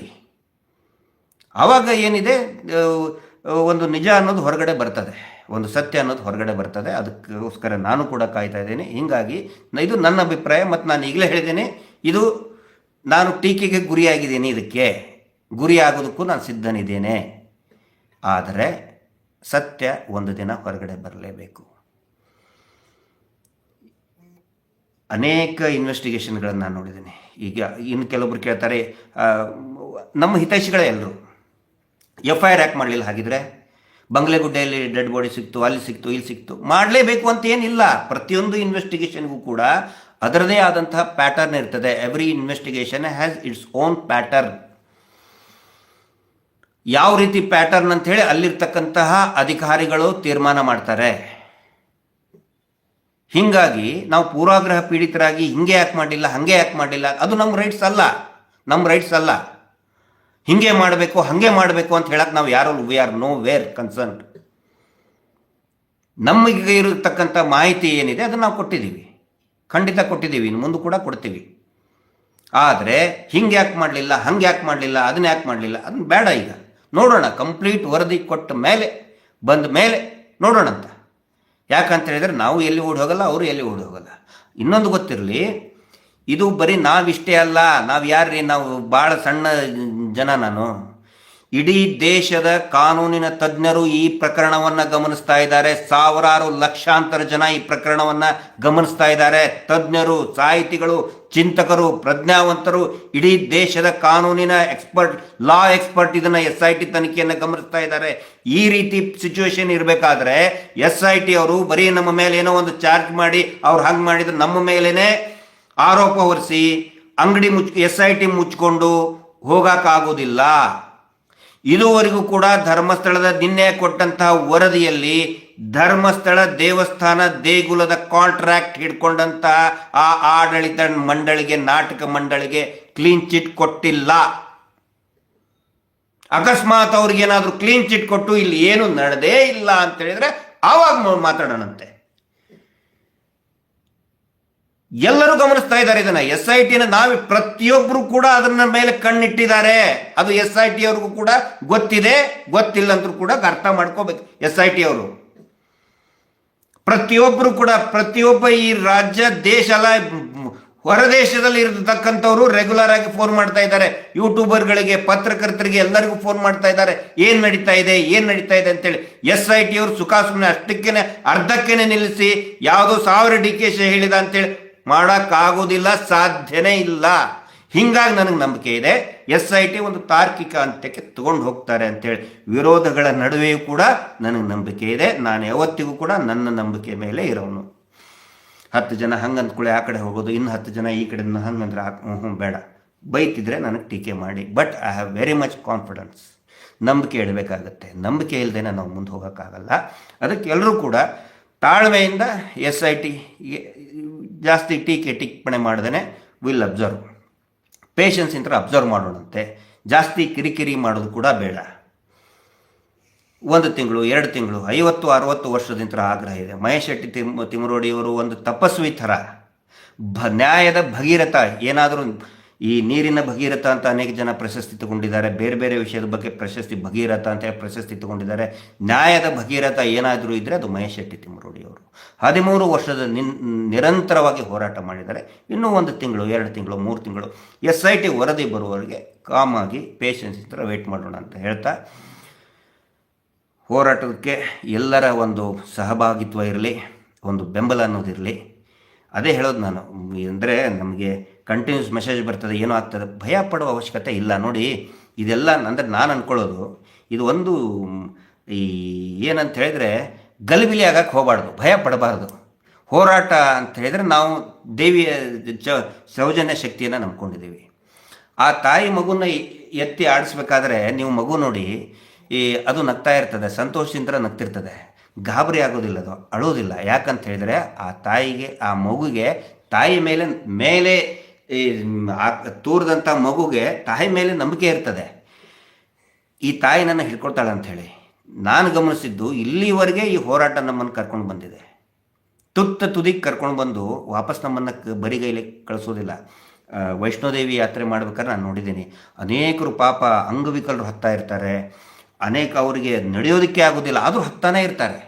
ನಡುವೆ ಚಳಿ, ಗುಡುಗು, ಸಿಡ್ಲು ಅನೇಕ ಸಾರಿ ಬರ್ತಾ ಇರ್ತದೆ. ಆದರೆ ಒಬ್ಬರೂ ಕೂಡ ದರ್ಶನ ಇಲ್ದೇ ನಡುದಾರಿಯಲ್ಲಿ ವಾಪಸ್ ಹೋದಂಥ ಉದಾಹರಣೆ ಇಲ್ಲ. ಅಂದರೆ ಒಳ್ಳೆ ಮನಸ್ಸಿನಿಂದ ಹೋದವರು. ಹಾಗೆ ಈ ಹೋರಾಟನೂ ಕೂಡ ನಮ್ಮನ್ನು ಇಷ್ಟು ತುದಿಗೆ ತಗೊಂಡು ಬಂದಿದೆ. ಒಂದು SIT ಅಂತ ಆಗಿದೆ. ಇಡೀ ದೇಶ ಜಗತ್ತು ಗಮನಿಸ್ತಾ ಇದೆ.